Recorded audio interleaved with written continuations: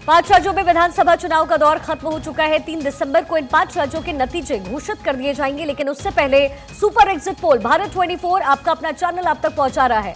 सबसे पहले बात यहां छत्तीसगढ़ की कर लेते हैं। कुल 90 सीटों पर यहां चुनाव लड़ा गया और अलग अलग आंकड़ों के मुताबिक, अलग अलग सर्वेस के मुताबिक क्या कुछ ये आंकड़े बता रहे हैं, सबसे पहले उसका जिक्र करें। लेकिन सुपर एग्जिट पोल भारत 24 का क्या कुछ कहता है वो बताएं। उससे पहले आपको बताएं कि आज तक ने बीजेपी को कितनी सीटें कुल 90 में छत्तीसगढ़ में दी है।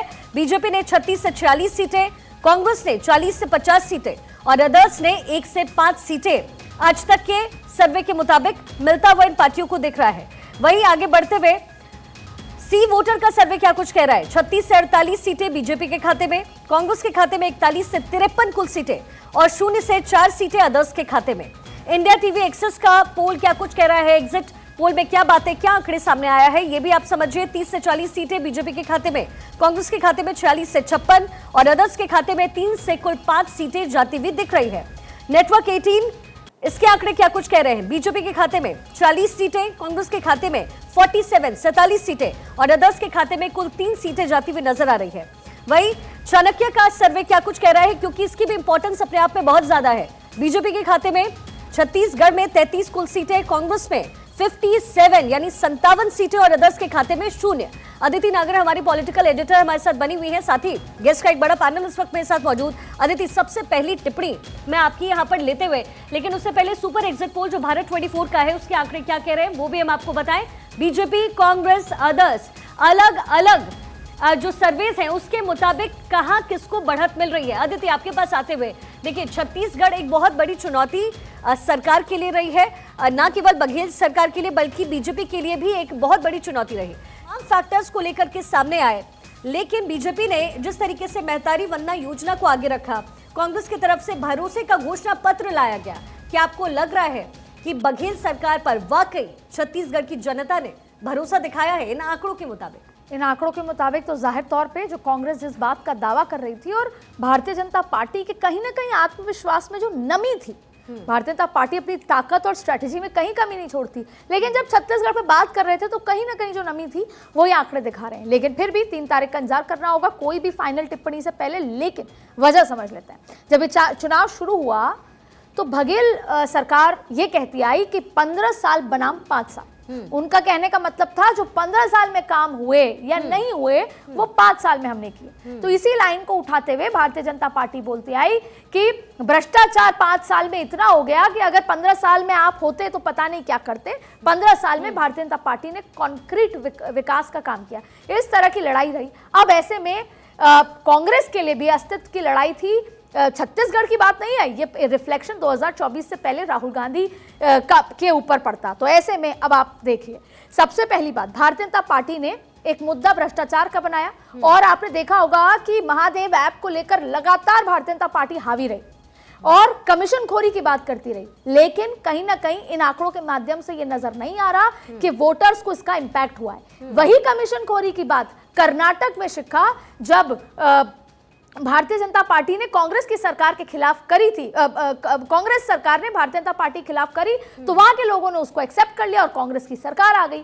तो एक तो सबसे बड़ी बात है कि भ्रष्टाचार का मुद्दा इकलौता मुद्दा था बघेल सरकार के खिलाफ। वहां पे देखिए बहुत ईडी आईडी के भी बहुत सारी तमाम चीजें आपको देखने को मिली, लेकिन कहीं ना कहीं आंकड़ों से नजर आ रहा है कि भ्रष्टाचार का मुद्दा वहां पिकअप नहीं कर पाया। दूसरी बड़ी बात है चेहरे की कमी होना।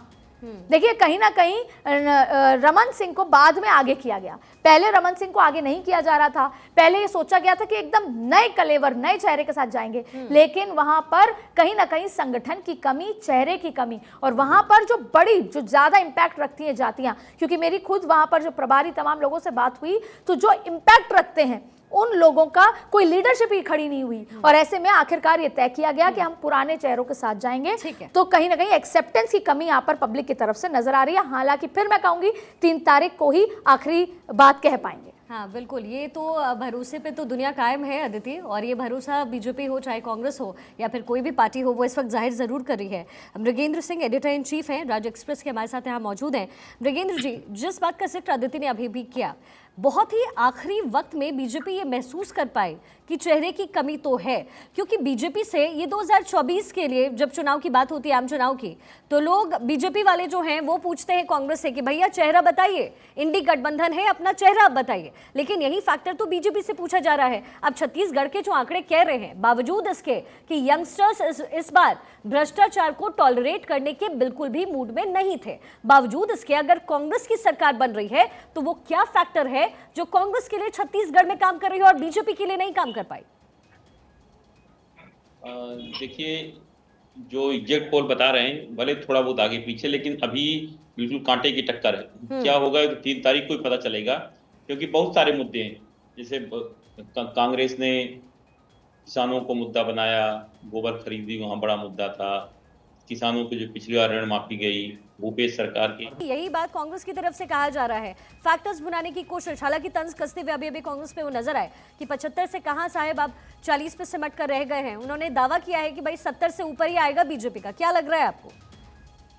देखिए, दावे अपने अलग अलग हो सकते हैं, लेकिन निश्चित रूप से जो रमन सिंह जी का चेहरा किया गया है आगे, तो काफी समय बाद किया गया है। जो काफी मांग की गई शुरू से कि भाई कांग्रेस बार बार ये पूछ रही थी आपका चेहरा कौन है, चेहरा तो बताइए, लेकिन चेहरे बाद में घोषित किया गया है। निश्चित रूप से चेहरे न घोषित करने का नुकसान पार्टी को होता है। फिर भी जिस तरह से रमन सिंह जी को मतदान के कुछ दिन पहले घोषित किया गया, तो उससे थोड़ी बहुत भारतीय जनता पार्टी को बढ़त मिली है। लेकिन हम एग्जैक्ट पोल के आधार पर नहीं कह सकते कि छत्तीसगढ़ में किसकी सरकार बनने जा रही, क्योंकि कांटे के मुकाबले में कुछ भी हो सकता है।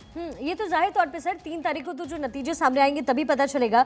विश्वेश ठाकरे जी, आपकी टिप्पणी चाहेंगे, क्योंकि छत्तीसगढ़ राज्य हमेशा कांग्रेस ने अपनी छवि एक किसान समर्थक वाली बनाकर रखी है, तो भूपेश सरकार के खिलाफ एंटी इनकम्बेंसी फैक्टर होने के बावजूद युवा जो इस वक्त इस बार जो वोटिंग का हिस्सा बन रहे थे, उनका फैक्टर एक था कि भ्रष्टाचार टॉलरेट नहीं होगा, और जो मौजूदा सरकार है वो भ्रष्टाचार के एवज में बहुत ज्यादा काम नहीं कर पा रही है। लेकिन बावजूद इसके जो फेवरेबल कंडीशन है, क्या ये भूपेश सरकार की जीत समझे या फिर राहुल गांधी जो यात्रा लेकर के निकले हैं उसका असर अलग अलग राज्यवर हो रहा है? आपको क्या लग रहा है? देखिए, एक बात मुझे लगती है कि भ्रष्टाचार अब चुनाव का मुद्दा नहीं रहा। ये कहीं भी, मतलब देश में भी बात कर लें या हमारे यहाँ पर बात कर ले छत्तीसगढ़ में, तो भ्रष्टाचार पे अब चुनाव जीत हार जो है वो बहुत कम परसेंटेज है उसका, जो भ्रष्टाचार पे जीत हार होती है। मुद्दा इस बार भ्रष्टाचार पे कोशिश जरूर की भारतीय जनता पार्टी ने कि हम जो है वो ऑनलाइन सट्टे का भ्रष्टाचार उठाएं या फिर पीएससी में जो गड़बड़ी हुई है उसके भ्रष्टाचार का मुद्दा उठाएं, लेकिन वो उतना अपील नहीं किया। जब अपील नहीं किया और बीजेपी को यह समझ में आया कि भ्रष्टाचार के मुद्दे पर हम जनता के सामने उतनी मजबूती से नहीं जा पाएंगे या उतने वोट नहीं ला पाएंगे, इसीलिए उन्होंने महतारी वंदन योजना लाई। तो बीजेपी का ये जो गेम दिख रहा है, ये महतारी वंदन का गेम है, ये भ्रष्टाचार का गेम तो मैं नहीं मानता, मेरी व्यक्तिगत राय नहीं है। तो ये एक बड़ी योजना थी जिसने बीजेपी को फिर से खड़ा किया। दूसरी ये बात कि कोई कांग्रेस गवर्नमेंट बदलने की कोई वजह छत्तीसगढ़ में नहीं दिखती है। कोई ऐसी बड़ी वजह नहीं है। जैसे अगर मान लो पिछले चुनावों की बात करें हम, कि 2003 में प्रदेश का पहला चुनाव हुआ, तो उस समय की जो वर्तमान सरकार थी वो ऐसा माहौल बनाया गया कि उसका एक आतंक है, व्यापारियों को वो सरकार तंग कर रही है, चंदा वसूल रही है, इसलिए वो सरकार गई।